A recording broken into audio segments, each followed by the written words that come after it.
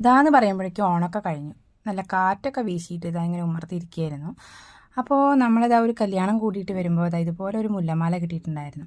ആ മുല്ലമാല വെച്ചിട്ട് നമ്മുടെ തലയിൽ വെക്കുന്ന മുല്ലപ്പൂ ഉണ്ടാക്കിയാലോ എന്ന് വിചാരിച്ചു. ഇപ്പം മുല്ലപ്പന്തലൊക്കെ നല്ല ഫാഷനല്ലേ. അതായത് കല്യാണത്തിന് ചെക്കനെയും പെണ്ണിനെയൊക്കെ വരവേൽക്കാനായിട്ട് മുല്ലപ്പന്തൽ ഒരുക്കും. അതിൻ്റെ മുകളിലുള്ള ഈ പ്ലാസ്റ്റിക് ഫ്ലവേഴ്സാണ് കേട്ടോ ഇത്. ഫ്ലവേഴ്സ് പക്ഷേ തുണി കൊണ്ടുള്ളതാണ്. അപ്പോൾ നമ്മളതിൻ്റെ ഫ്ലവേഴ്സൊക്കെ ഒന്ന് ഊരിയെടുക്കുന്നുണ്ട്. എന്നിട്ട് ഇതായത് ഇങ്ങനെ 4, 6, 8 മടക്കൊക്കെ ആക്കിയെടുത്തിട്ട് ഒരു ചെറിയ മുല്ലപ്പൂവിൻ്റെ മോഡലായിട്ട് നമുക്ക് കിട്ടുന്നുണ്ട്. അങ്ങനെ അത് 2 വെച്ചിട്ട് ഞാനിതാ കോർത്തെടുക്കുന്നുണ്ട്. കോർത്തതിന് ശേഷം നമ്മളത് സാധാരണ മുല്ലപ്പൂ കെട്ടി കൊടുക്കുന്ന പോലെ ഒന്ന് കെട്ടിയെടുക്കുന്നുണ്ട് കേട്ടോ.